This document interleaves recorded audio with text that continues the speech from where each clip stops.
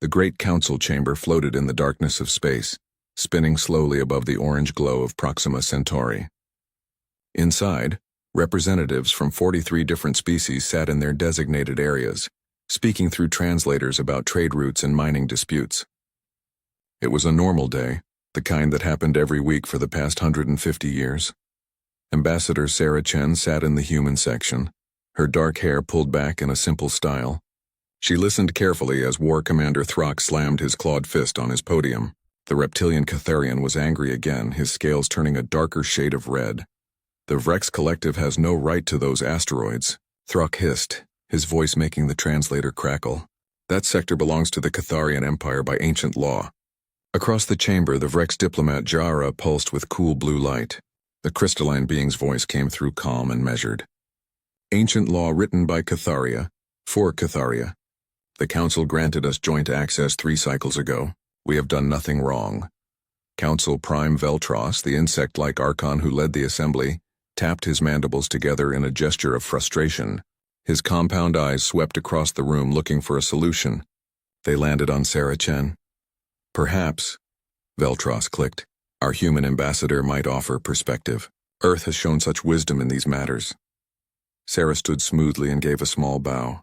Thank you, Council Prime. I believe both parties have valid concerns.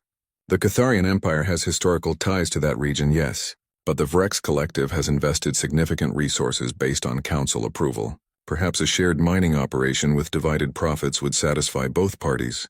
War Commander Throck snorted. Humans always compromising, always seeking the soft path. Peace is not soft, Commander, Sarah replied with a gentle smile. It simply requires more creativity than war. Several council members made sounds of approval. The Delphinians whistled softly. The Archon delegation tapped their feet in agreement. Humans had been like this since joining the council 150 years ago. Always diplomatic, always calm, always finding the middle ground.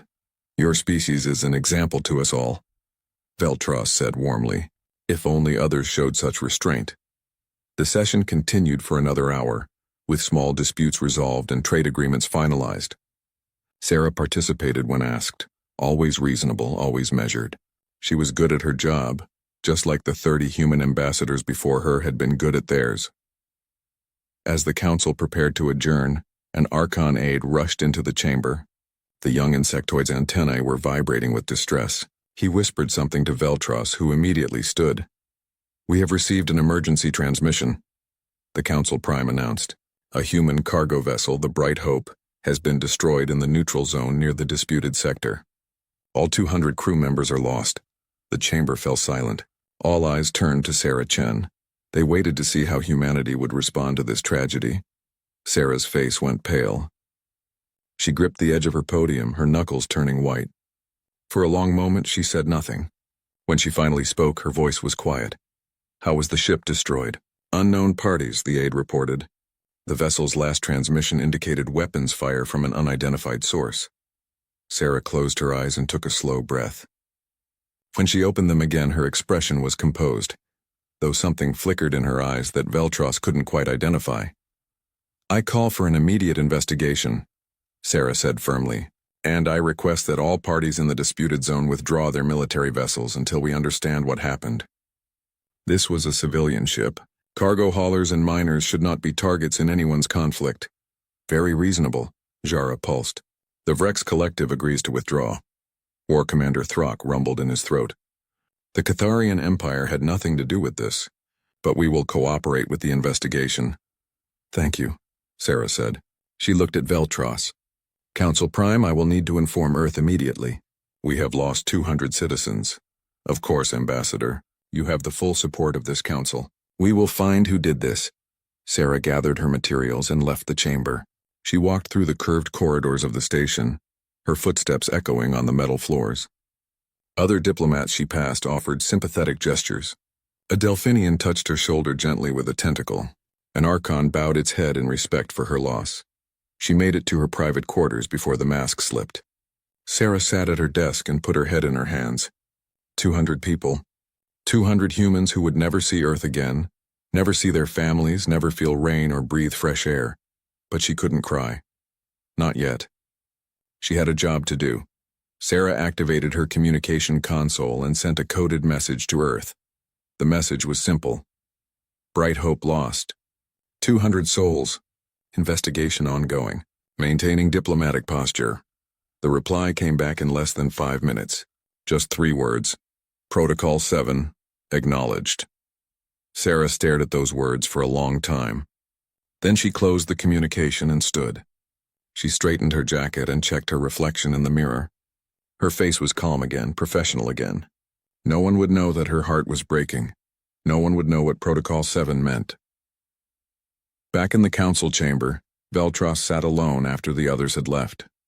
He was troubled by what he had seen in Ambassador Chen's eyes. It wasn't anger exactly. It wasn't even grief, though that was surely there too. It was something else, something that reminded him of old files he had read long ago, back when he was a junior analyst. Files about Earth from before first contact. Files that had disturbed him enough that he rarely thought about them. His personal assistant, a young Archon named Crix, entered the chamber to collect data tablets. Crix, Veltros said slowly, do you have access to the pre-contact observation files? Yes, Council Prime. Which species? Human. I want to review the military assessments from the 50-year observation period. Crix's antennae twitched with curiosity. That's an unusual request. Those files are very old. Is there a concern? Veltros thought about the look in Sarah Chen's eyes, about how calm she had been, about how every human ambassador for 150 years had been exactly the same. Peaceful, diplomatic, reasonable. Perhaps no concern, Veltros said finally, but review them anyway. I want a summary on my desk tomorrow. As you command, Council Prime.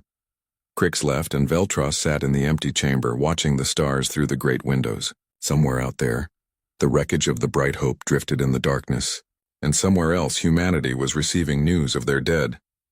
The Council Prime wondered what humanity was thinking right now, what they were feeling, and why after 150 years of perfect peace he suddenly felt uneasy.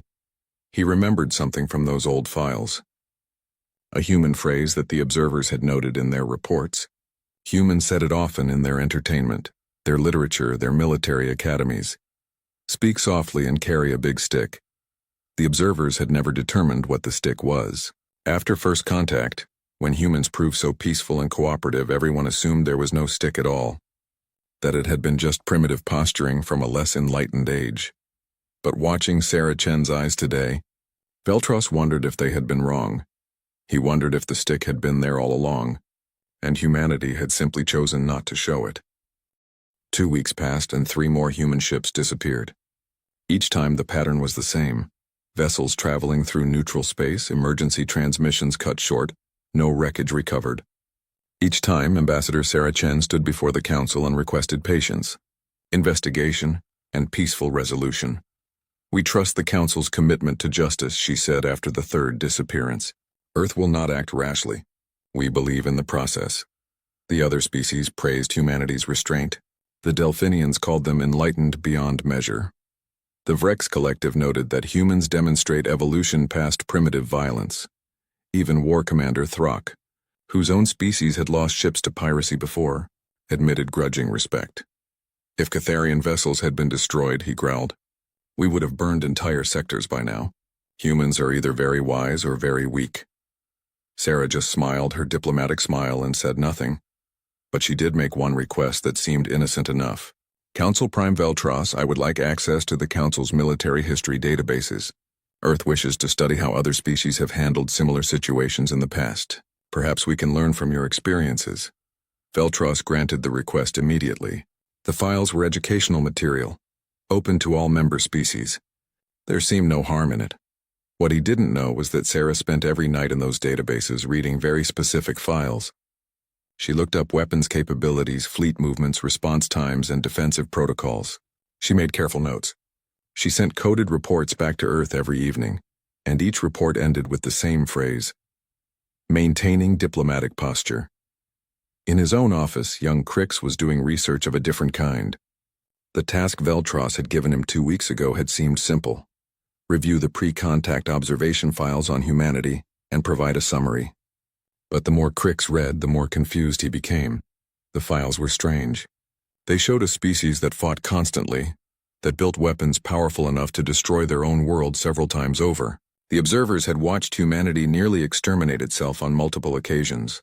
Nuclear weapons, biological warfare, environmental collapse barely avoided. But then, about 70 years before first contact, something changed. The military transmission stopped. Earth's communications became carefully curated. Scientific discoveries, cultural exchanges, philosophical discussions. The observers noted this change but couldn't explain it. One senior analyst had written, "Recommend do not engage. Species may be deliberately concealing military capability. Unknown if they detected our observation. Advise observation only until further assessment." That recommendation had been marked classified, level 9, and apparently forgotten. When first contact finally happened 50 years later, humanity had been peaceful, cooperative, and eager to join the galactic community. Everyone relaxed. The old warnings were filed away and ignored. Crix kept reading. He found tactical analyses of human military doctrine from their pre-contact era. The observers had been impressed and disturbed by human warfare. Humans didn't just fight, they studied fighting like it was a science. They had military academies older than some species' entire civilizations. They wrote books about war, made games about war, told stories about war, and then they just stopped broadcasting any of it. Crix's antennae trembled as a terrible thought occurred to him. What if humans hadn't stopped? What if they had just stopped showing it? He cross-referenced the dates. Earth stopped broadcasting military content 70 years before first contact. But the Council's first observation probe had entered Earth's system exactly 71 years before first contact. They had detected the probe. They had to have. And then they had hidden everything the Council would find scary. Crix needed to tell someone. He gathered his files and rushed to Veltros's office, nearly colliding with a Delphinian diplomat in the corridor. Council Prime. Crix burst into the office without announcement. The humans, we were wrong about them. Veltros looked up from his work, mandibles clicking in irritation at the interruption. Explain yourself, Crix. The observation files, the ones you asked me to review. Council Prime, humans knew we were watching them. They detected our probes and they hid their military capabilities. Everything we saw before first contact was carefully chosen. They wanted us to think they were peaceful. That's a serious accusation, Veltros said slowly. Do you have evidence? Crix spread his tablets across Veltros's desk. Look at the timeline. Look at the transmission patterns. They stopped broadcasting anything military exactly when our probe arrived. And look at these assessments. The observers recommended against contact. They said humans were dangerous. Veltros reviewed the files carefully. His compound eyes took in every detail, every footnote, every warning that had been written and then buried. The more he read, the more disturbed he became. Why would they do this? Veltros asked quietly. Why hide their strength and pretend to be peaceful? Maybe, Crix said hesitantly. They really are peaceful. But they chose it. It wasn't their nature. It was a decision. A decision they could unmake. Veltros finished the thought. They sat in silence, contemplating the implications. 150 years of human diplomacy suddenly looked different. Every compromise, every peaceful solution, every calm response. Had those been choices made from strength, not weakness? An alert chimed on Veltros's console. It was marked urgent. A human colony ship has been attacked, the message read. 3,000 civilians aboard. Ship disabled but not destroyed. Attackers identified as Catharian raiders, unauthorized by Catharian government. Survivors sending distress signals. Get Ambassador Chen here immediately, Veltros ordered. While they waited, another message arrived. This one was from Council Intelligence. Multiple human vessels changing course toward the attack site. Fleet composition unknown. Human military transponders active for the first time in recorded history. Crix's antennae drooped with dread. Council Prime, what does that mean? It means, Veltros said quietly, that we're about to see what humans have been hiding. Sarah Chen arrived within minutes. She walked into the office with the same calm expression she always wore, but Veltros could see it now. The control behind that calm. The choice to be peaceful. You summoned me, Council Prime? Ambassador, we've received reports of an attack on a human colony ship. 3,000 of your people. We're preparing a council response. That won't be necessary, Sarah interrupted gently. Earth is handling it. Handling it? Ambassador, with respect, humanity doesn't have significant military presence in that sector. Council Prime, Sarah said, and her voice was still kind, still diplomatic, but there was something new in it now. Something that made Veltros's instincts scream danger. We need to have an honest conversation. May I sit? Veltros gestured to a chair. Sarah sat, folded her hands in her lap, and looked at him with those calm, steady eyes. We thought you knew, she began. When you made first contact, you were so careful with us. Your ships kept their distance. Your diplomats were so polite, so cautious. We assumed you knew what we were capable of and were being respectful of it. We were being cautious because you were unknown, Veltros said. No, Sarah replied softly. You were being cautious because you'd been watching us for 50 years and you were afraid. We saw your probe. We saw all of them. And we realized we were the scary ones. So we made a choice. A choice? To play nice. To show you only what wouldn't frighten you. To prove we could be good neighbors. Sarah leaned forward slightly. And we have been, Council Prime. For 150 years, we've been the best neighbors we could be. We meant every word of every peace treaty. We believed in everything we built here. But, Veltros prompted. But you violated the rules of engagement, Sarah said. And now there was steel in her voice. You, not you personally, but parties within council space, killed our civilians. Multiple times. 3,000 people on that colony ship, Council Prime. Families, children. Ambassador Chen, the Catharian government has disavowed. I know. And we'll be precise in our response. We're not monsters, Council Prime. We don't punish the innocent. Sarah stood, but the people who did this will answer for it. And everyone will see that humanity has teeth. That we always had them, we just chose not to show them. Ambassador, please let the council handle this. If humanity acts unilaterally, we already are, Sarah said. She checked her communication device. Our fleets should be arriving at strategic points across the galaxy right about now. Alarms began blaring throughout the station. Veltros's console lit up with incoming reports. His aide's voice came through in a panic. Council Prime. Multiple spatial distortions detected. Unknown vessels dropping out of FTL at 47 different locations. Fleet composition massive. They're human ships, Council Prime. Dozens of them. Where did they come from? Sarah walked to the window. In the distance, a fleet of human vessels dropped out of faster-than-light travel. They were enormous, their hulls bristling with weapons that had never been registered with the Council. They moved with perfect coordination, taking up defensive positions around the station. We've been on exercise, Sarah said quietly, watching her people's ships. For decades, training, practicing, hoping we'd never need to be what we once were. She turned to face Veltros. We'll fix the problem in that sector. We'll be par the Catharian raiders thought they were being clever. They had disabled the human colony ship and held position, waiting to make demands for ransom. 3,000 civilians were excellent hostages. The raiders sent threatening messages showing weapons pointed at the helpless vessel. What they didn't see were the small satellites drifting near the human mining outpost in the next sector. The satellites looked like standard navigation equipment, the kind every species used to mark mining claims. They'd been there for years.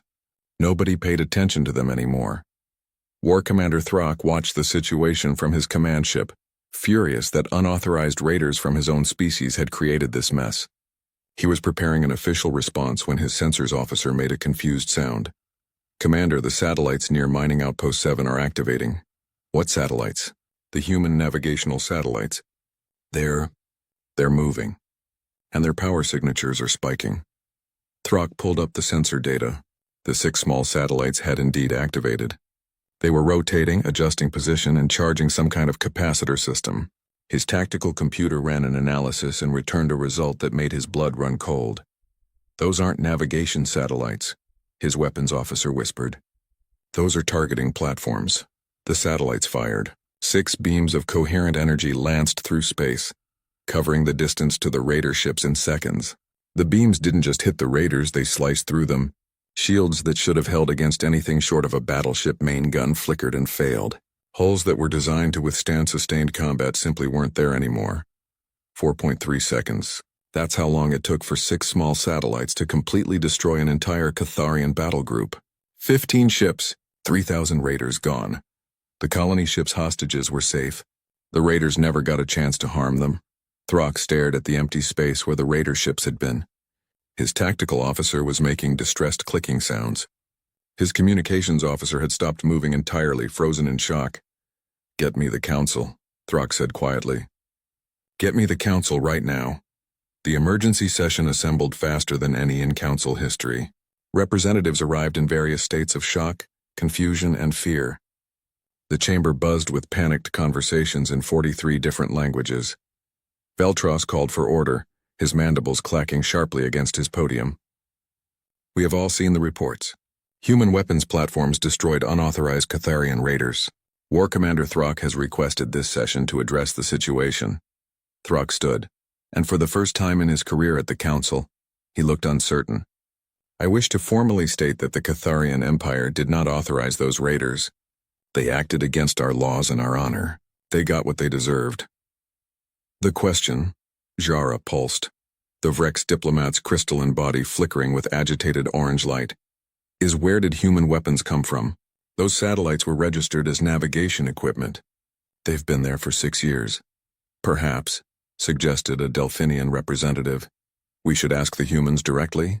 All eyes turned to the chamber entrance as Sarah Chen walked in. She looked exactly as she always did, professional, calm, slightly apologetic for any inconvenience. She took her position at the human podium and waited patiently for the room to quiet down. "Ambassador Chen," Veltros began carefully, "the council requires explanation. Those weapons were not registered. They were disguised as civilian equipment. This is a violation of council regulations." "With respect, Council Prime," Sarah replied, "we never said they were civilian equipment. We registered them as satellites." "Which they are. We simply didn't specify what kind of satellites. No one asked. But you allowed us to believe, and we allowed you to assume," Sarah corrected gently. "There's a difference. We never lied to the council. We just didn't volunteer information that might make everyone nervous." A small Archon delegate stood up. "How many of these weapons platforms do you have?" Sarah paused, seeming to consider her answer. "All of them. All of..." "What?" "All of our stations. Mining outposts, research facilities, communication relays, cargo transfer points. Every single installation humanity has built outside of Earth has defensive capabilities." Sarah looked around the chamber. "We thought you knew. We thought that was obvious. Why would we build undefended structures in space? Because that's what the regulations require." Jara's light flashed angry red. "Civilian stations must be civilian." "Our stations are civilian," Sarah said patiently. "They're staffed by civilians. They serve civilian purposes. They just happen to also be able to defend themselves. Earth believes in practical design." War Commander Throck surprised everyone by laughing, a harsh, barking sound. "I understand now. Humans are not peaceful. They are polite. There is a difference. A crucial difference. We are peaceful," Sarah insisted. "We genuinely prefer peace. But we're not helpless. We never were." Veltros felt the weight of command pressing on him. "Ambassador Chen, the council must know. What else haven't you told us?" Sarah took a deep breath. "Council Prime, with respect, may I share my screen?" Veltros authorized it, and Sarah's data appeared on the main display. The chamber fell into shocked silence as the information scrolled past. Every human cargo ship had concealed weapons. Not defensive weapons, actual military-grade offensive systems. The cargo containers could flip open to reveal missile batteries and beam weapons. Every human civilian station had enough firepower to fight off a full battle fleet. The mining equipment could be repurposed as mass drivers. The solar panels could focus into laser arrays. Human colony ships weren't just transports. They were mobile fortresses that could deploy, establish a foothold, and hold territory against significant military opposition. And the fleet. "Oh, the fleet. 47 fleets," Sarah said quietly as the data displayed, each one comparable in size to the Catharian Empire's entire navy. They've been on training exercises in deep space for decades, rotating crews, maintaining readiness, hoping they'd never be needed. "This is impossible," Jara pulsed weakly. "The resources required, the industrial capacity." "Earth is very industrious," Sarah said simply. "We just didn't show you our military industries. We showed you our art, our culture, our science. The nice things. The things that wouldn't make you afraid." A small voice came from the Delphinian section. Why hide all this? Why not just tell us?" Sarah's expression softened. Because we saw your probe. The first one, 70 years before first contact. It was shaking. Did you know that? Your observation probe's position-keeping thrusters were firing erratically, because whoever was controlling it was nervous. You were watching us destroy ourselves with weapons that could barely crack a moon, and you were terrified. She looked around the chamber, meeting eyes with representatives from dozens of worlds. So we looked at ourselves through your eyes and we realized we were the monsters in this story. We were the scary species. And we made a choice. What if we didn't have to be? We spent 50 years cleaning up our act before first contact. We didn't become less capable. We became more careful, more considerate. We learned to hide the weapons and lead with the poetry. And when you finally came to talk to us, you were still so careful, so diplomatic, so clearly relieved that we weren't as bad as you feared. Sarah smiled sadly. We thought we'd done well. We thought we'd proven ourselves. We thought you understood that we had teeth but chose not to bite. Instead, you thought we never had teeth at all. Veltros felt something between awe and horror. 150 years. You maintained this deception for 150 years. It wasn't deception, Sarah said firmly. Every peace we made, we meant. Every treaty we signed, we honored. Every friendship we built, we cherished. All of that was real. The only deception was letting you think we couldn't be anything else. And now? Throck asked. Sarah's expression hardened just slightly. Now people violated rules of engagement. They killed our civilians. That changes things.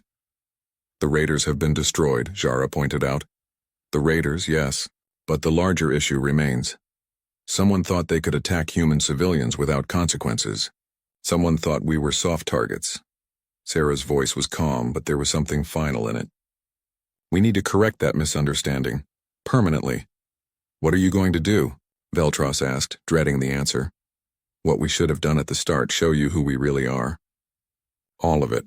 The peace and the capability. The kindness and the teeth. Sarah's image changed, showing fleet positions across the galaxy. Those 47 fleets are currently positioned at strategic points. They're not attacking anyone. They're not threatening anyone. They're just visible, no more hiding. This will cause panic, Veltros said. Probably, Sarah admitted. But it's necessary. The Council needs to understand what peace with humanity actually means. It means you have neighbors who could burn the galaxy, but would rather plant gardens.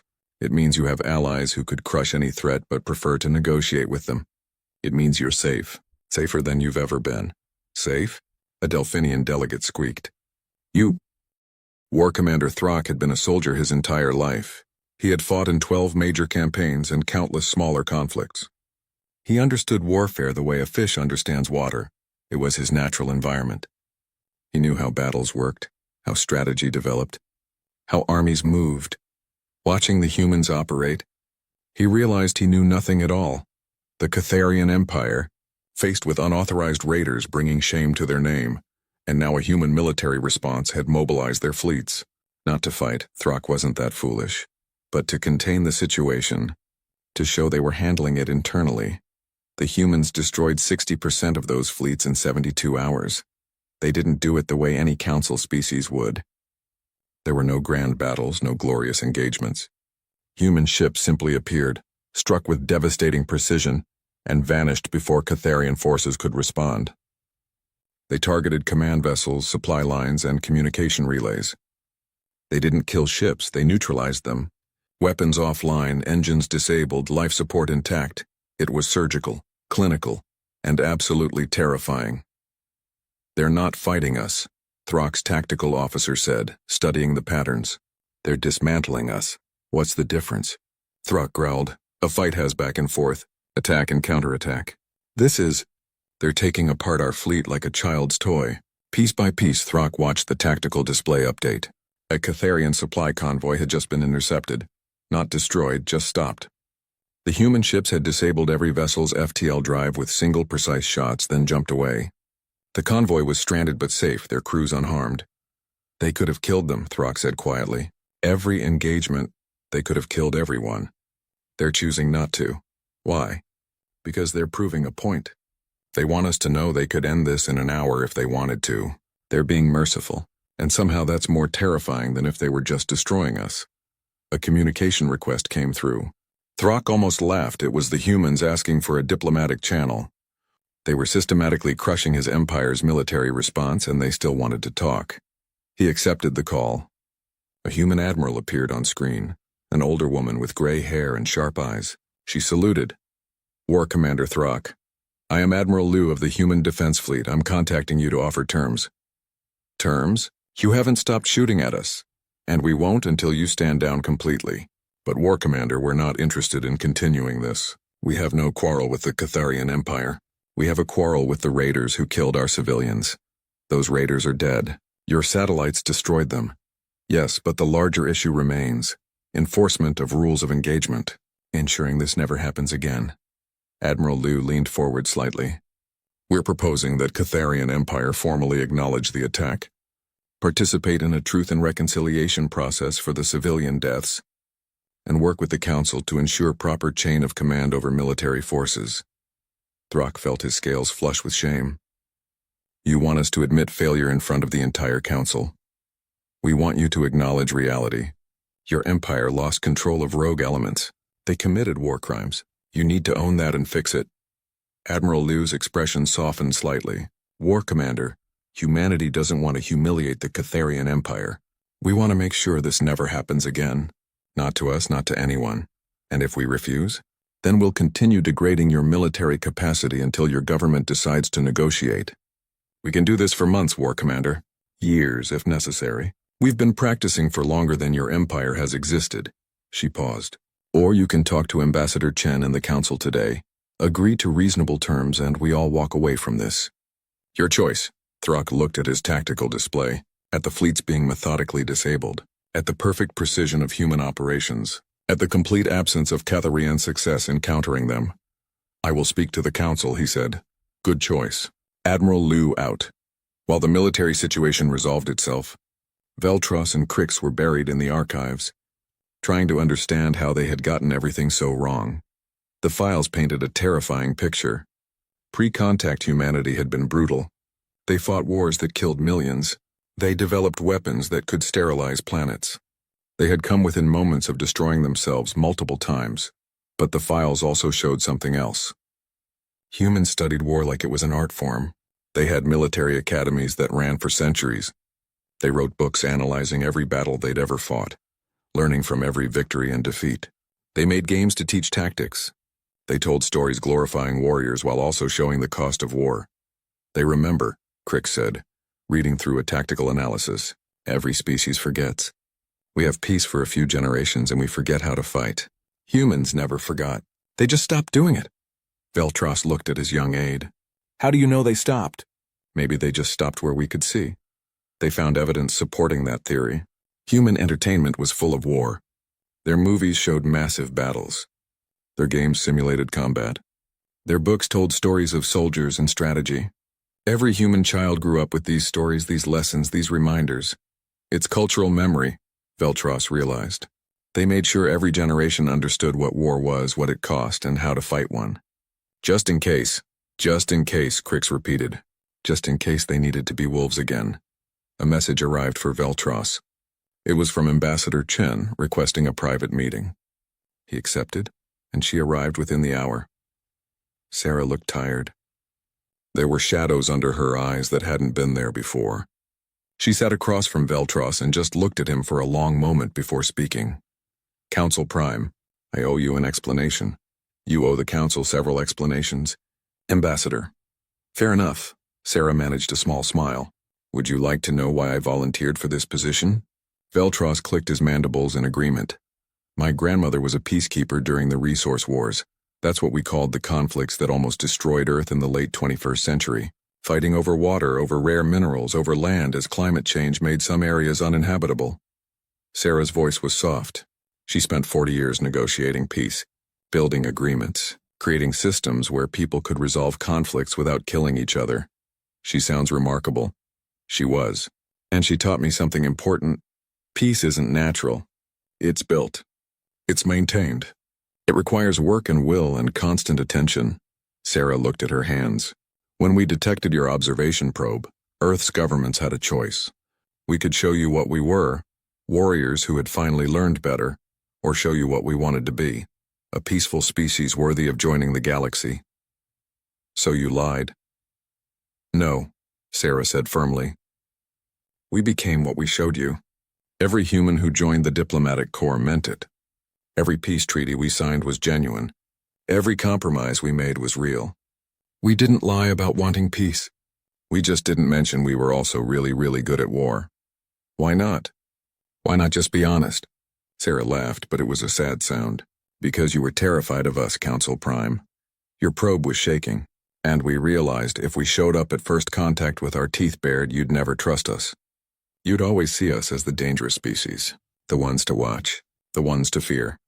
Instead, you hid. Instead, we built trust. For 150 years, we proved we could be good neighbors, good allies, good friends.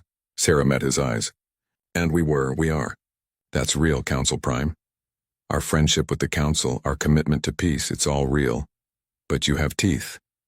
Yes. And now everyone knows it. And I'm sorry for that. I'm sorry we had to show you this way. Sarah's voice cracked slightly. We wanted to protect you from ever having to see the other side of humanity. The side that knows how to wage war. Your grandmother would be proud, Veltros said quietly. You maintained peace for as long as possible. She'd be disappointed we had to show the teeth at all. Sarah stood. War Commander Throck is ready to negotiate. The Catharian Empire will formally acknowledge what happened and participate in a reconciliation process. Is that acceptable to the Council? Yes, I believe we can work with that. Good, then I'll recall the fleets. Most of them, anyway. A few will remain visible, just as a reminder. A reminder that humanity has teeth. A reminder that humanity chooses not to use them, Sarah corrected. There's a difference, Council Prime. There's always been a difference. After she left, Veltros sat alone in his office. Crix found him there an hour later, staring at the human fleet positions on his display. Council Prime, are you well? I'm thinking, Crix, about fear and respect, about how we confused weakness with peace. Veltros turned to his aide. We saw what we wanted to see. Humans led us, and maybe that was kind of them. Maybe it was manipulative. Perhaps it was both. What do we do now? Now? Veltros looked back at the display. Now we work with the truth. Humanity is peaceful because they choose to be, not because they have to be. They're our friends because they want to be, not because they need us. And that might actually make them the best allies we could have. Because they could destroy us but won't. Because they're strong enough to choose mercy, Veltros said, and wise enough to know that strength without restraint is just another kind of weakness. On Earth, in a small apartment in Geneva, an old woman watched the news broadcast from 6 months had passed since what the Council now called the Revelation. The galaxy had adjusted, though not without difficulty. Trade routes had been redrawn. Defense agreements had been renegotiated. Every species had to reconsider what having humanity as neighbors actually meant. The Council chamber had changed too. There was a new position in the organizational structure, Peacekeepers of Last Resort. It was occupied by a single chair, Ambassador Sarah Chen's chair. She sat in it now, listening to a dispute between two minor species over fishing rights in a shared ocean world. It was the kind of small conflict that used to take months to resolve. Now, with everyone aware that humanity was watching, both sides were being remarkably reasonable. We propose a seasonal rotation, the Caloran representative suggested, 6 months for each species with shared monitoring stations to ensure compliance. That is acceptable, the Telmari diplomat agreed, tentacles curling in reluctant approval. We can work with this. Veltros clicked his mandibles in approval. Excellent. This dispute is resolved. Ambassador Chen, do you have any concerns? Sarah smiled. None at all, Council Prime. I'm pleased to see such practical solutions. She was pleased, genuinely. This was how it was supposed to work. The threat of force making everyone more willing to compromise. Peace through deterrence. She hated that it required the threat, but she couldn't deny it was effective. After the session, several representatives approached her. This was common now. Species wanted human military advisors, not to build weapons or plan conquest, but to learn what humans called strategic restraint. Ambassador Chen, a Delphinian admiral, approached, bowing respectfully with 2 of its tentacles. My government has authorized me to request human assistance with our Defense Academy curriculum. We wish to learn your methods. Wait, what methods specifically, Admiral? How to be strong enough that others don't test you. How to maintain capability without becoming aggressive. How to... The Delphinian paused, choosing words carefully. How to have teeth without biting. Sarah felt a warmth in her chest. This was what they'd hoped for. I'll connect you with our military education corps. They have programs designed exactly for this. Thank you, Ambassador, and I wanted to say personally that I understand now. What your people did, hiding your strength so we wouldn't fear you. That was a kindness, we thought so. Not everyone agrees, perhaps not. But you gave us 150 years of genuine peace, and when that peace was violated, you restored it without unnecessary bloodshed. That speaks to character, Ambassador. That speaks to who humanity truly is. After the Delphinian left, War Commander Throck approached. The Catharian had changed in 6 months. He was quieter, more thoughtful. The truth and reconciliation process had been hard on his species, forcing them to confront failures in their military command structure. But they'd emerged stronger. Ambassador Chen, I wanted to inform you that the final recommendations from the Reconciliation Commission have been approved. Catharia is implementing new oversight protocols for all military operations. That's excellent news, Commander. It was necessary. We were sloppy, arrogant. We allowed rogue elements to operate because we didn't think anyone would challenge us. Throck's scales shifted to a darker, more serious color. Your people taught us humility. That's a rare gift from a conqueror. We're not conquerors, Commander. No. You're something more dangerous. You're teachers. You make us look at ourselves and question whether we're living up to our own ideals. He gave what passed for a Catharian smile. My government would like to invite human observers to our military academies. We want to learn your methods of training warriors who understand restraint. I'll arrange it. And, Commander, thank you for taking responsibility, for choosing the harder path. Throck nodded and left. Sarah stood alone for a moment, watching the various species mingling in the chamber. They were more respectful toward each other now, more careful, more aware that violence had consequences. Was this peace, or just better managed fear? She didn't have an answer. That evening, Sarah had dinner with Veltros in one of the station's observation lounges. It had become a tradition, these informal meals where they talked about everything except politics. Tonight, though, politics came up anyway.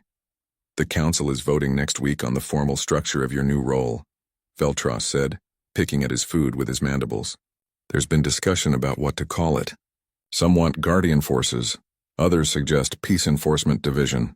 What do you think? Sarah asked. I think, Veltros said carefully, that we should call it what it is. Humanity has become the adult in the room, the species that others look to when situations get dangerous. Not because you're more evolved or more righteous, but because you remember what real violence looks like and you've chosen to prevent it. That's a lot of weight to carry.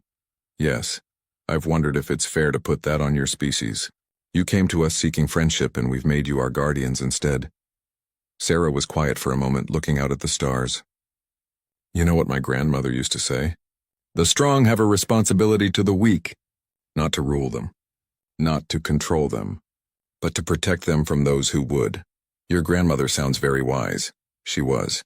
She lived through hell to build something better, and she taught me that peace isn't the absence of strength, it's the choice not to use it. Sarah turned to Veltros. So yes, it's a weight, but it's one we'll carry, because that's what friends do. Friends, Veltros repeated, even after we misjudged you, even after we assumed the worst and the best at the same time, especially then. You saw us at our worst in those old files. You saw what we were capable of becoming, and you still gave us a chance at first contact. You could have just avoided Earth, marked us as dangerous and left us alone, but you believed we could be better. Were we right to believe that? Sarah smiled. We're still here, aren't we? Still talking instead of fighting, still building instead of destroying. I'd say you were right. They finished dinner in comfortable silence, two very different beings who had learned to understand each other. As Sarah prepared to leave, Veltros stopped her with a question. Ambassador, may I ask something personal? Of course. Do you ever resent it? Having to hide your true nature for so long? Watching humans be seen as weak when you knew the truth? Sarah considered the question. Sometimes. But then I think about the alternative. If we'd shown up at first contact with all our weapons visible, all our military might on display, how would that conversation have gone? Poorly, I imagine. We would have had peace, probably. But it would have been peace through fear. You would have agreed to things because you were afraid not to. Every treaty, every agreement, every friendship would have been tainted by that fear. Sarah looked at him directly. This way we built real relationships first. Real trust. And when you finally saw the teeth, you already knew our character. You knew we were choosing not to bite. That's remarkably strategic thinking. It's remarkably human thinking. We've always been good at long-term planning, especially when it comes to warfare. Sarah grinned. And yes, we consider diplomacy a form of warfare, just with words instead of weapons. Later that night, Sarah returned to her quarters and activated her communication console. A familiar face appeared on the screen, her daughter, now 8 years old, beaming with excitement. Mommy. I saw you on the news. You were talking to those aliens with the sparkly bodies. Hi, baby. Yes, that was me talking to the Verrex. How was school? Good. We learned about the resource wars today. Teacher said great-grandma helped end them. Is that true? Sarah's heart clenched. Yes, sweetie. Your great-grandmother was a very brave woman who worked very hard for peace. Teacher also said that we have to be ready to fight, but we should never want to. She said that's what being human means now. Is that true too? Yes, baby. That's exactly right. We have to be strong enough to protect people, but kind enough that we don't want to hurt anyone. Her daughter's face scrunched up in thought. That sounds hard. It is hard. It's the hardest thing, but it's important. Is that why you had to show everyone the scary stuff? So they'd know we can protect them. Sarah felt tears prickling at her eyes. Her daughter understood. This 8-year-old child understood what some council members were still struggling with. Yes, baby. Exactly that. Sometimes you have to show your teeth so nobody makes you bite. Are we still playing nice? Always, sweetie, always. That's who we are. That's who we choose to be. Okay. I love you, Mommy. I love you too, baby. So much. After the call ended, Sarah stood at her window looking out at the human fleet ships in the distance. They were different now, no longer trying to look like civilian vessels. Their true nature was visible. Weapon systems displayed, military configurations clear. But something else was visible too. Each ship had painted on its hull the human diplomatic corps symbol, an olive branch and a shield intertwined. A promise and a protection, choose peace, but be ready for war. That was humanity now. That was what they'd become. Not conquerors or pacifists, but something in between. Something... Jake Morrison felt like he was swimming up from the bottom of a deep, dark ocean. His body was cold and stiff. His mind was foggy. The cryo-sleep was ending, but something felt wrong. Very wrong. The pod around him hissed as it opened. Cold air hit his face. Jake tried to move his arms, but they were weak and shaky. He had done this before, 3 times during the journey to their new home planet. But this time was different. Captain Morrison, can you hear me? The voice was Aria, the ship's computer. She sounded worried. Jake tried to speak, but only a rough whisper came out. How long? Captain, I need you to stay calm. There has been a problem. Jake's heart started beating faster. He forced himself to sit up in the pod. Around him, other pods were opening too. He could hear people coughing and gasping as they woke up. Aria. How long were we asleep? The computer was quiet for a long moment. 870,000 years, Captain. Jake thought he heard wrong. Say that again. 870,000 years, 3 months, and 12 days. The words hit Jake like a punch to the stomach. He looked around the cryo bay. Other people were sitting up in their pods, looking confused and scared. Dr. Lisa Carter was in the pod next to his. She was a smart woman, the chief scientist on the ship. She looked at Jake with wide eyes. Did I hear that right? Lisa asked. Her voice was shaky. I'm afraid so, Dr. Carter, Aria said. We have experienced a temporal anomaly. What should have been a 50-year journey has become much longer. More people were waking up now. Commander Ryan Phillips stumbled out of his pod. He was the military man on the ship, tough and strong, but right now he looked sick and confused. This is impossible, Ryan said. The ship's systems couldn't keep us alive for that long. The cryo systems were designed for 100 years maximum, Aria explained. But the temporal field around the ship slowed time for us. While nearly 1 million years passed in normal space, only months passed for us. Dr. Amy Watson, the alien life expert, was awake now too. She was checking her equipment with shaking hands. "The readings are all wrong," she said. "The star charts, the navigation data, everything is different." Jake forced himself to stand. His legs felt like rubber, but he had to be strong. He was the captain. These people needed him to be calm and in control. "Arya, what happened to us?" he asked. "We encountered a pulsar, Captain. The ship's records show we passed near it during year 47 of the journey." The gravitational field was much stronger than expected. It created a time bubble around our ship. Lisa was looking at her tablet computer. Her face was pale. "Captain, look at this. The energy readings from outside the ship. There are massive structures out there. Artificial structures." Jake walked over to the main screen. What he saw made his blood run cold. Where there should have been empty space, there were huge metal objects. They were bigger than cities. Some were spinning slowly. Others had lights moving across their surfaces. "Those aren't natural," Amy said. She was standing behind them now. "Someone built those things." "But who?" Ryan asked. "Earth didn't have technology like that when we left." Arya spoke again. "Captain, I am detecting radio signals. Multiple sources. The patterns suggest intelligent communication, but the languages are unknown." Jake felt the world spinning around him. They had left Earth in 2157. Their new planet, Kepler 442b, was supposed to be empty. Just rocks and water and simple life. Now they were in a time so far in the future that everything had changed. "How many people are awake?" Jake asked Arya. 47. "Crew members are conscious, the rest are still in cryo-sleep. I recommend we wake them slowly to avoid panic." But it was too late for that. Jake could hear shouting from other parts of the ship. People were scared. Some were crying.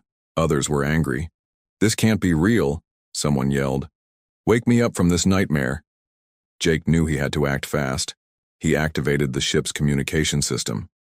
"Attention all crew. This is Captain Morrison. I know you're scared and confused. I am too, but we need to stay calm and work together." "You're lying," a voice shouted back. "You knew this would happen." "I didn't know," Jake said. "None of us knew, but we're alive, and we're together. That's what matters now." Lisa was still studying the readings. "Captain, I'm detecting something else. The structures out there, they're not just built objects. They're producing energy. Lots of it. More than our entire ship uses." "What kind of energy?" Jake asked. "I don't know. It's like nothing in our databases." Amy was looking at different screens. "Captain, there's something else. I'm seeing movement. Ships, I think. They're heading toward us." Jake felt his heart skip. "How long until they reach us?" "At their current speed, about 6 hours. Ryan was checking the ship's weapon systems." "Captain, our defenses are minimal. If they're hostile, we don't stand a chance." Jake looked around at his crew. They were smart, brave people, but they were also scared and lost. They had gone to sleep in one universe and woken up in another. "Arya, can you tell if the approaching ships are friendly?" "Unknown, Captain. Their technology is far beyond our ability to analyze." Jake made a decision. "We're going to assume they're curious, not hostile. Amy, I want you to prepare a first contact package. Basic math, pictures of Earth, our mission data." "Captain," Lisa said, "what if they don't want to talk? What if they see us as a threat?" Jake looked at the massive structures on the screen. Whatever civilization built those things had power beyond his imagination. If they wanted to destroy one small human ship, they could do it easily. "Then we hope they're smarter than we are," Jake said. "And we hope they remember what it was like to be curious about the universe." The crew was gathering around them now. 50,000 people were still asleep, trusting their leaders to keep them safe. Jake Morrison had been a ship captain for 20 years before the mission. He had faced storms and pirates and equipment failures, but he had never faced anything like this. "People," he said to his crew, "we're about to meet our new neighbors. Let's make a good first impression." Outside the ship, the alien vessels continued their approach. And deep in space, ancient eyes watched the small human ship with something that might have been amusement. The alien ships were beautiful and terrifying at the same time. They looked like they were made of liquid metal that flowed and changed shape as they moved. The smallest one was 10 times bigger than the New Horizon. The largest was the size of a small moon.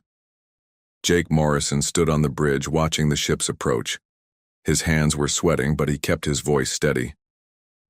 "Amy, are you ready with the first contact package?" Dr. Amy Watson nodded. She had worked for 3 hours to prepare messages for the aliens. Simple math, pictures of Earth, and basic information about humanity. "Ready, Captain, but I don't know if they'll understand any of it." "Arya, any change in their approach?" Jake asked. "No, Captain. They are maintaining steady speed. No weapons detected, but their technology is so advanced I may not recognize their weapons."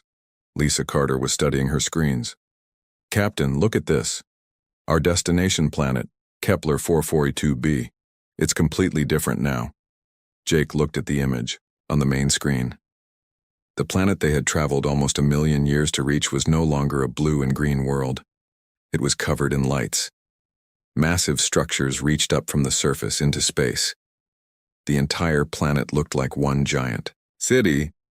"They turned the whole planet into a city," Ryan Phillips said. He sounded amazed and worried at the same time. "Not just the planet," Lisa said. "Look at the whole system." Jake's eyes widened. The star system was full of artificial structures. Giant rings surrounded the star, collecting its energy. Space, stations bigger than Earth's moon, floated between the planets. Everything was connected by streams of light that looked like highways for spaceships. "They've been busy," Jake said quietly. Suddenly, the ship's communication system activated. A sound filled the bridge that was like music and mathematics mixed together. It was beautiful, but it hurt to listen to for too long. "They're trying to talk to us," Amy said. She was working quickly at her station. "Arya, can you analyze the signal?"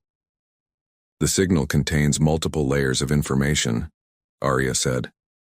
"Mathematical concepts, what appears to be language, and something else I cannot identify." The sound changed. It became simpler, more like the messages Amy had prepared. Basic counting, mathematical formulas, and geometric shapes. "They're copying our format," Amy said excitedly. "They understand we're trying to communicate." The main screen flickered. An image appeared. It showed a being that looked like it was made of light and shadow at the same time. It had no fixed shape, but Jake could sense intelligence behind it. When it spoke, the words came through the ship's translation system. The voice was calm and deep like an ocean. "Small travelers from the distant past, you have awakened in a time not your own. I am Nexus Prime, voice of the Zephyrian Collective. We have been expecting you." Jake stepped forward. "This is Captain Jake Morrison of the Earth ship New Horizon. How did you know we were coming?" "We detected your temporal displacement 800,000 years ago. You have been traveling through a time bubble. We have watched your slow progress across the galaxy." Amy looked confused. "You've been watching us for 800,000 years? Time moves differently for beings like us. We are patient. We are eternal. You are curious specimens from a primitive age." The word primitive stung. Jake tried to stay diplomatic. "We're explorers. We came to find a new home for humanity." "Humanity." Nexus Prime repeated the word slowly. "Individual consciousness beings. Very rare now. Most species have evolved beyond such inefficient thinking." Lisa leaned toward Jake. "Captain, I don't think they mean to insult us. I think they genuinely don't understand individuality." "Nexus," Prime continued, "your species still thinks as separate beings. You make decisions alone. You have conflicts among yourselves. This is fascinating to study." "Study?" Ryan said. His military training made him suspicious. "What kind of study?" "You are living examples of an ancient form of consciousness. Most galaxy species now think as one mind. We share thoughts, goals, and decisions. It is much more efficient." Jake began to understand. These aliens had evolved into hive minds. They couldn't understand why humans would want to think for themselves. "We prefer to make our own choices," Jake said carefully. Yes, this is what makes you interesting. Also dangerous. The word dangerous made everyone on the bridge tense. Jake spoke quickly. We're not here to cause trouble. We just want to live. Peacefully. Individual consciousness leads to chaos. Chaos leads to conflict. Conflict disrupts order. This is why most species choose collective thinking. Amy stepped forward. But doesn't individual thinking also lead to creativity, innovation, new ideas? Nexus Prime was quiet for a long moment. These concepts are difficult to translate. Our collective has maintained perfect stability for 200,000 years. We have eliminated war, crime, and suffering. What about art, music, stories? Amy asked. These serve no efficient purpose. Jake felt a chill. These beings had created a perfect society by giving up everything that made life interesting. We have decided, Nexus Prime announced, you will be preserved for study. There is a suitable habitat prepared for your species. Habitat? Ryan said sharply.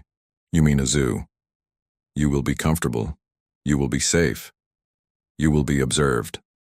Jake's anger rose. We're not animals to be kept in cages. You are the last examples of primitive consciousness. You must be preserved before you evolve or destroy yourselves. The alien ships moved closer. Jake could see smaller ships leaving the larger ones. They were coming to escort the new horizon. Captain, Lisa whispered. Their technology is so far beyond ours. If we try to run, they'll catch us easily. Jake knew she was right, but he also knew that accepting captivity would be the end of human freedom. Nexus Prime, Jake said. What if we refuse? Refusal is illogical. We offer safety and comfort. Why would you choose uncertainty and danger? Because that's what makes us human, Jake said. Amy was studying her readings. Captain, look at this, their ships, their technology. It's all the same. Every ship looks identical. Every structure follows the same pattern. Jake understood. They don't innovate anymore. They just copy the same designs over and over. For 200,000 years, Lisa added quietly. Jake looked at Nexus Prime's image. What happens when you face a problem you've never seen before? Something your perfect systems can't handle? Such problems do not exist.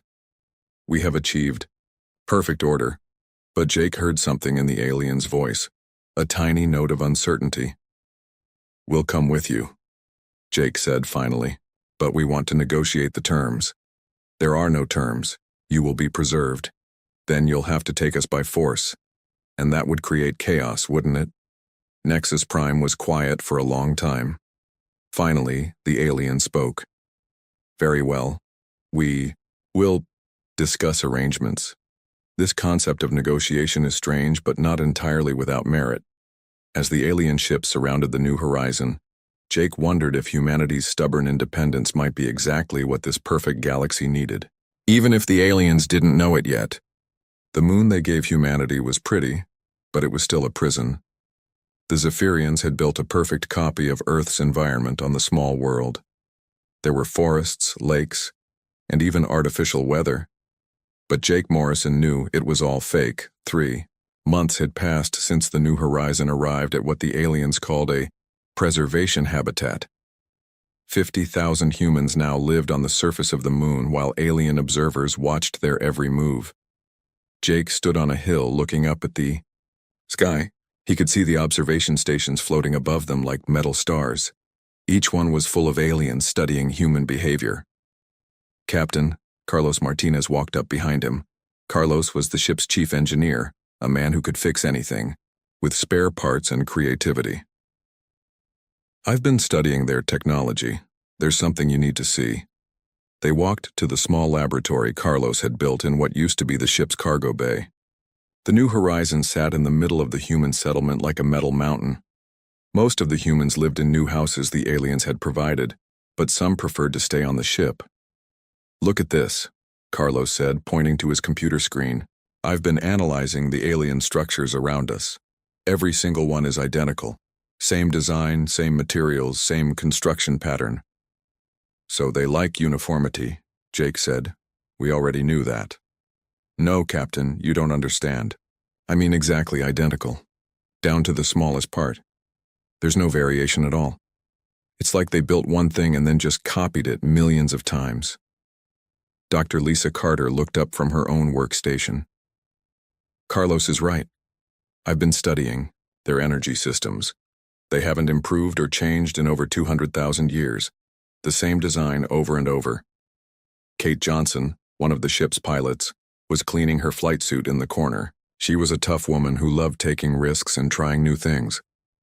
So they're boring. What's the big deal? The big deal, Carlos said, is that they've forgotten how to innovate. They can't create new things anymore. Jake felt a chill. What do you mean? Lisa pulled up her own research. Captain, I've been listening to their communications. The Zephyrian Collective has been the same for hundreds of thousands of years. Same technology, same structures, same thoughts even. But they're incredibly advanced, Jake said. Their technology is far beyond ours. Yes, but it's old technology, Carlos explained. Really old. They reached a certain level and then just stopped improving. They became so focused on perfection and order that they lost the ability to change. Kate laughed, but it wasn't a happy sound. So, the most advanced civilization in the galaxy has been stuck in the same rut for longer than humans have existed. Observer. Entity 7742 materialized near them. The Zephyrian looked like a floating collection of lights and energy. It could appear anywhere in the human settlement whenever it wanted. Humans Jake Morrison, Carlos Martinez, Lisa Carter, and Kate Johnson, the alien said in its emotionless voice. Your discussion topics are noted for analysis. Question: why do you express dissatisfaction with perfection? Jake decided to be direct. Because perfection is death. When you stop growing and changing, you stop living. This statement contains logical errors. The collective has eliminated suffering, conflict, and uncertainty. This is optimal. But you've also eliminated joy, surprise, and discovery, Lisa said. Observer 7742 was quiet for a moment. These concepts serve no functional purpose. Carlos held up a small device he had been working on. I improved the efficiency of our water recyclers by 15%. I used parts from 3 different systems and combined them in a new way. That's innovation. Such modifications are unnecessary. The provided systems are adequate. Adequate isn't good enough for humans, Kate said. We always want to make things better. This desire leads to chaos and instability. Jake stepped closer, to the alien observer. What happens when you face a problem your perfect systems can't solve? No such problems exist. Really? Lisa said. She pulled up a new display on her computer. Then explain this. The screen showed deep space readings from the ship's long-range sensors. Something massive was moving between the galaxies. It was dark and strange, unlike anything in their databases. I've been tracking this for weeks, Lisa continued. It's heading toward our galaxy, moving fast, really fast. Observer 7742 examined the data. For the first time, Jake heard uncertainty in the alien's voice. This object is not in our records, because it's new, Carlos said. Something you've never seen before. Something your perfect systems didn't predict. The alien was quiet for a long time. Then it spoke to someone Jake couldn't see. The Zephyrian language sounded like music, but this time the music was worried. The collective is analyzing this data, Observer 7742 said finally. And what will you do if your analysis doesn't work? Kate asked. What if this thing requires a solution that's not in your databases? Observer 7742 disappeared without answering. Jake looked at his team. What do you think that thing is? Lisa checked her readings again. It's big, maybe the size of a solar system, and it's absorbing energy from everything it passes. Absorbing? How? Carlos asked. I think it's eating stars, Lisa said quietly. The words hung in the air like a death sentence. Jake felt his heart racing. How long until it gets here? At current speed, maybe 50 years. Kate laughed, but she sounded nervous. 50 years to figure out how to stop something that eats stars. And the most advanced civilization in the galaxy hasn't had a new idea in 200,000 years. Carlos was already working on his computer. Captain, I need to access more of the ship's sensors. If that thing is what I think it is, we need to understand it better. What do you think it is? Jake asked. I think it's something that adapts, something that changes and grows. The opposite of the collective's perfect order. Observer 7742 reappeared. The alien looked more solid than before, more worried. Human Jake Morrison, the collective requires consultation. About what? The approaching entity presents difficulties. Our analysis indicates it cannot be stopped by conventional methods. Jake smiled grimly. So your perfect systems have found a problem they can't solve. The entity appears to consume organized matter and energy. It destroys order and creates chaos. Our methods are designed for maintaining stability, not combating chaos. Lisa looked up from her work. It's an entropy creature. It feeds on organized systems and leaves randomness behind. Can you stop it? Jake asked Observer 7742. The alien was quiet for a long time. The collective's probability calculations indicate a 0% chance of success using current methodologies. Kate stood up and stretched. Sounds like you need some chaos of your own to fight it. Chaos is destructive. Chaos is inefficient. Chaos is also creative, Carlos said. Sometimes you need to break things to build something better. Jake looked at the alien observer. He could see the fear in its energy patterns even though it tried to hide it. You need our help, don't you? The collective does not require assistance from primitive consciousness. But you're asking anyway, Jake said. Observer 7742 flickered like a candle in the wind. The entity will reach inhabited systems in 47 years, 3 months, and 12 days. If it is not stopped, the galaxy will be consumed. Jake looked at his friends. Carlos was grinning like he'd been given the best puzzle in the universe. Kate was stretching like she was getting ready for a fight. Lisa was already deep in calculations. Here's the deal, Jake said to the alien. We'll help. You save the galaxy. But we're not doing it from a zoo. We need full access to your technology, your databases, and your ships. We need to be treated as equals, not specimens.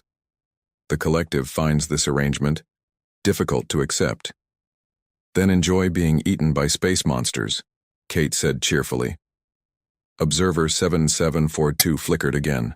I will convey your terms to the collective. As the alien disappeared, Jake looked up at the observation stations in the sky. For 800,000 years, the galaxy had been perfectly ordered and perfectly safe.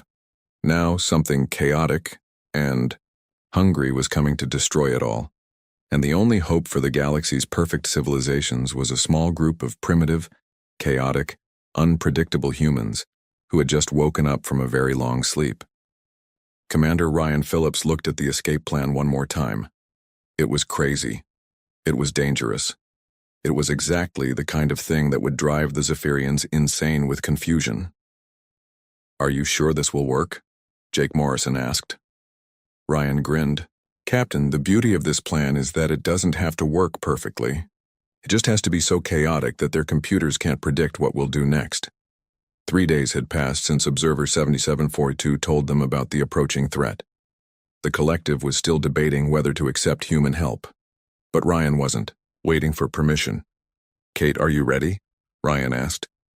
Kate Johnson was sitting in the pilot seat of a small shuttle they had secretly modified. Carlos Martinez had rebuilt the engines using parts from 5 different alien systems.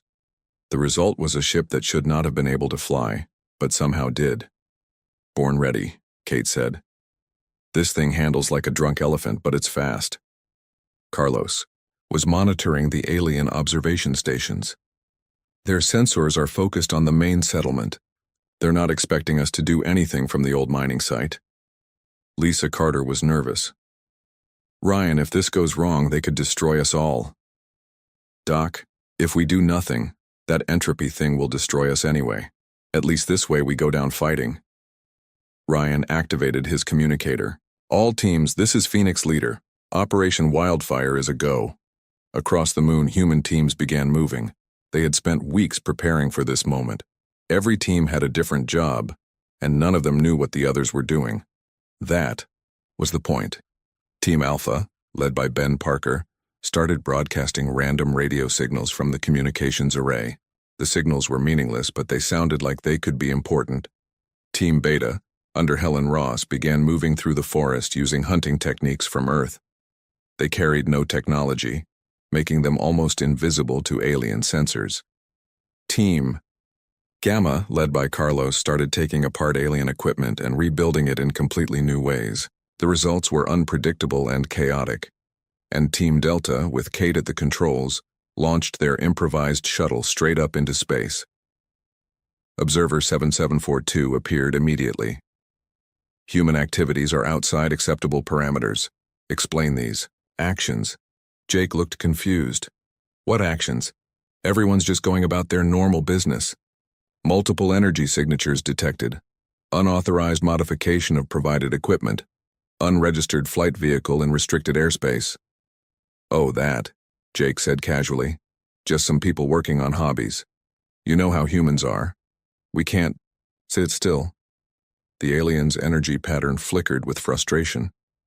These activities must cease immediately. Sure thing, Jake said. I'll ask them to stop. But Jake made no move to contact anyone. Observer 7742 vanished, probably to report to the collective. In space, Kate was having the time of her life. The modified shuttle was doing things that should have been impossible. It was flying in patterns that made no sense, changing direction, randomly, and somehow staying ahead of the alien pursuit ships. Kate to Phoenix Leader, she said over the radio. I've got 6 bogies on my tail, and they look frustrated. Keep them busy, Ryan replied. How's the chaos factor? Maximum chaos. Achieved. These alien pilots fly like they're following a recipe. Very predictable.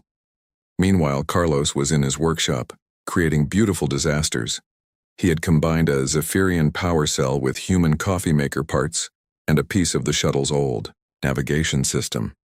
The result was a device that generated random energy patterns. Carlos to Phoenix Leader, he said. I've created something that makes their sensors see things that aren't there. Want me to turn it up? Do it, Ryan said. Across the alien observation network, sensor readings went crazy. Energy signatures appeared and disappeared. Objects seemed to be in multiple places at once. The carefully ordered monitoring system descended into chaos. Observer 7742 appeared again, this time looking more solid and angry. Human Ryan Phillips, you are deliberately creating disorder. Me? Ryan said innocently. I'm just standing here talking to you. Your species is conducting coordinated disruption activities. Coordinated? Have you met humans? We can barely coordinate a picnic. At that moment, Ben Parker's team started their part of the plan. They began broadcasting every piece of human music, literature, and art they could find. The signals were chaotic, emotional, and completely unpredictable.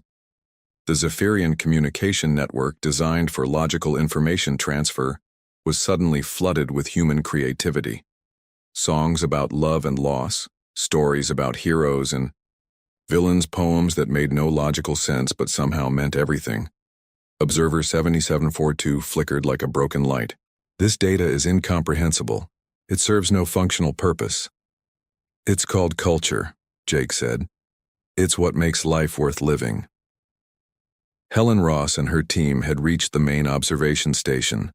Using climbing techniques and pure human stubbornness, they had scaled the outside of the alien structure. Now they were attaching Carlos's chaos generators to the station's hull. Helen to Phoenix Leader, she said quietly. Package delivered. This place is going to have a very bad day. Ryan smiled. All teams, Phase 2. Time to really confuse them. The chaos generators activated. Suddenly, the observation station sensors were reporting impossible things. Humans appeared to be flying without ships. Trees seemed to be moving on their own. The weather started changing in patterns that violated physics. Observer 7742 began flickering rapidly. System malfunction detected. Reality parameters are outside acceptable ranges. Maybe your sensors are broken, Jake suggested helpfully. In space, Kate was leading a parade of alien ships in circles around the moon. Every time they tried to corner her, she would do something completely unexpected. Loop around an asteroid, fly through the tail of a comet, or suddenly stop and wave at them. Kate to Phoenix Leader, she said, laughing. I think I broke their formation flying algorithm. They're starting to bump into each other. Carlos had moved on to his masterpiece. Using parts from 17 different alien devices, he had built what he called a reality mixer. It generated probability fields that made unlikely things happen more often. Carlos to Phoenix Leader, he reported. I've created a localized luck field. Probability is now officially having a nervous breakdown in Sector 7. As if to prove his point, a flock of Earthbirds that shouldn't have existed on the moon suddenly flew past Observer 7742. The alien observer was now flickering so rapidly it looked like a strobe light. This is impossible. These events cannot be occurring simultaneously. Welcome to humanity, Jake said. We specialize in impossible. Suddenly, the sky filled with alien ships. Hundreds of them, all identical, all flying in perfect formation. The collective had decided to end the chaos by force, but Ryan had planned for this too. All teams, final phase, Operation Scattered Leaves. Every human team suddenly split up and ran in different directions. They used every trick they had learned from centuries of human warfare. Guerrilla tactics, misdirection, and complete unpredictability. Alien ships tried to follow, but there were too many humans moving in too many random directions. Their perfect formation broke apart as they tried to chase targets that kept disappearing and reappearing in impossible places. Observer 7742 finally stabilized, but it looked different now. Less perfect, more uncertain. Human Jake Morrison, your species has demonstrated remarkable adaptability. We prefer to call it survival, Jake said. The collective has reached a decision regarding your offer of assistance. Ryan joined Jake along with the other team leaders who had somehow made it back to the settlement despite being scattered across the moon. And, Jake asked, the approaching entity has accelerated. It will reach inhabited systems in 37 years. The collective's analysis indicates that conventional methods will fail. So you need us, Kate said. She was grinning and covered in space dust. The collective requires consultation with chaos-capable entities. Carlos laughed. They can't even say they need our help. They have to call it consultation. Observer 7742 flickered once more. Will you assist in defending the galaxy? Jake looked at his team. Ryan was already planning their next move. Kate was itching for a real fight.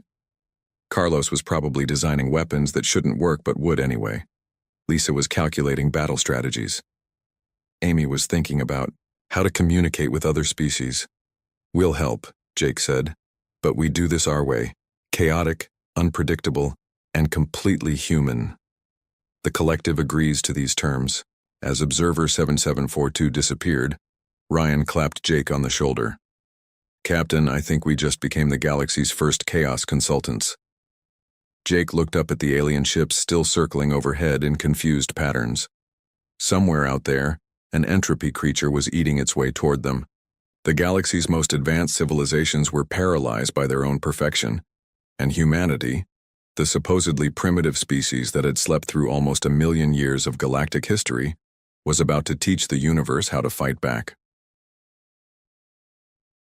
Tui, irony was beautiful. The galaxy had achieved perfect order by eliminating chaos. Now chaos was exactly what they needed to survive. Jake smiled. Let's go save the galaxy, and let's do it the human way. The galaxy was dying, and Jake Morrison was running out of time. From the command center of the massive Zephyrian battleship Eternal Order, Jake watched the reports coming in from across the galaxy. The Void Devourers had arrived early. Instead of 37 years, they had reached the outer rim in just 2. Captain, Lisa Carter said, looking up from her analysis station, the entropy creatures are adapting faster than we predicted. Every defense the collective tries, they counter within hours. Jake nodded grimly. 3 entire star systems had already been consumed. Billions of aliens who had lived in perfect order for hundreds of thousands of years were gone, turned into random particles floating in space. Status report, Jake called out. Commander Ryan Phillips looked up from the tactical display. Not good, Captain. The Zephyrians lost another fleet, an hour ago. Same story as before. Their ships attack in perfect formation. The Devourers adapt to the pattern. Game over. Carlos Martinez was working at a station covered in cables and jury-rigged equipment. He had spent the last 2 years combining human and alien technology in ways that made the collective scientists very nervous. I've got good news and bad news, Carlos said. Good news is my chaos weapons are working. Bad news is we need about 1,000 more ships to make a real difference. Kate Johnson's voice came over the communication system from her fighter squadron. Phoenix leader to Chaos Command. We just took out another Devourer scout, but barely. These things learn from every attack. Jake looked at the main display. The Void Devourers weren't just one creature. They were a swarm of entropy entities that consumed organized matter and energy. They grew stronger with every system they destroyed. Observer 7742, now calling itself Nexus Prime's voice, materialized beside Jake. The alien had changed over the past 2 years. Working with humans had made it more individual, more unpredictable. Human, Jake Morrison, it said. The collective is requesting immediate consultation. Our latest projections indicate complete galactic consumption within 6 months. What do your perfect computers suggest? Jake asked. All probability calculations result in failure. The entities adapt to every strategy within 2.7 hours. Dr. Amy Watson looked up from her station. She had spent 2 years learning to communicate with other galactic species. Captain, I'm getting reports from across the galaxy. Some of the other civilizations are starting to break their collective thinking patterns. They're desperate enough to try individual action. Jake felt a spark of hope. Show me. Amy activated the communication array. Voices filled the command center, not the calm, unified voices of collective minds, but scared, confused individual voices. This is Keth 7 of the Andorian Hive. I am acting without Hive approval. My ship is available for chaotic operations. Zila of the Crystal Collective here. My crystal siblings think I am damaged, but I want to try human-style fighting. I am Vorth, formerly of the Mechanical Unity. I have separated from the network. Please instruct me in chaos tactics. Jake smiled. Amy, patch me through to all frequencies. You're on, Captain. Jake took a deep breath. This is Captain Jake Morrison of the Human Defense Force. To all individual entities who are willing to fight chaos with chaos, welcome to the Resistance. Ryan was already working on assignments. Captain, if we can coordinate these individual ships with our chaos tactics. No, Jake said, surprising everyone. We don't coordinate them. That's the whole point. Everyone fights their own way. Maximum chaos, minimum predictability. Carlos laughed. A battle plan with no plan. I love it. Lisa was studying the approaching Devourer fleet. Captain, they're 3 days out from the Kepler system. If they take it, they'll have enough energy to consume the entire galactic core. Jake looked at his team. These humans had awakened to find themselves in a future they never expected. Now, they were leading a galaxy-wide resistance against creatures that ate reality itself. All right, people, this is it. Carlos, are your reality bombs ready? Carlos grinned. 50 quantum uncertainty devices ready to deploy. They create pockets of space where physics gets creative. Kate, how's your squadron? Kate's voice crackled over the radio. 200 fighter craft from 17 different species, all flying like maniacs. The Devourers won't know what hit them. Ryan? Guerrilla fleets are positioned throughout the system. No formations, no patterns, just pure chaos. Lisa? The entropy calculations are ready. If we can create enough randomness at the right moment, we might be able to turn the Devourer's own adaptive ability against them. Jake turned to Nexus Prime's voice. And you? Ready to be completely unpredictable? The alien flickered, and what Jake had learned was laughter. Jake Morrison, 2 years ago, the concept of unpredictability was terrifying. Now it is exciting. The Void Devourers entered the system like a dark tide. They flowed around planets and through asteroid fields, consuming everything in their path. They were beautiful and horrible, like living shadows that ate light itself. All forces, Jake announced on the open channel. Remember the plan. There is no plan. Fight your own way. Trust your instincts. Be unpredictable. The battle began with Chaos Kate's mixed squadron attacked from 17 different directions at once. Each pilot flew like their species had never flown before. The Andorian abandoned hive tactics and started doing barrel rolls. The crystal being flew in jagged patterns that hurt to look at. The mechanical entity kept changing its ship's configuration mid-flight. The Devourers tried to adapt, but they couldn't predict what the ships would do next because the pilots themselves didn't know. Carlos deployed his reality bombs throughout the system. Each one created a pocket of space where the laws of physics became suggestions rather than rules. Suddenly, the Devourers found themselves in areas where their entropy powers worked backwards, or not at all. Ryan's guerrilla fleets struck from hiding, using tactics borrowed from human history. They fought like pirates, revolutionaries, and rebels. No two attacks were the same. Lisa coordinated the chaos from her science station. She fed random data into the Galactic Communication Network, creating informational noise that confused the Devourers' adaptive systems.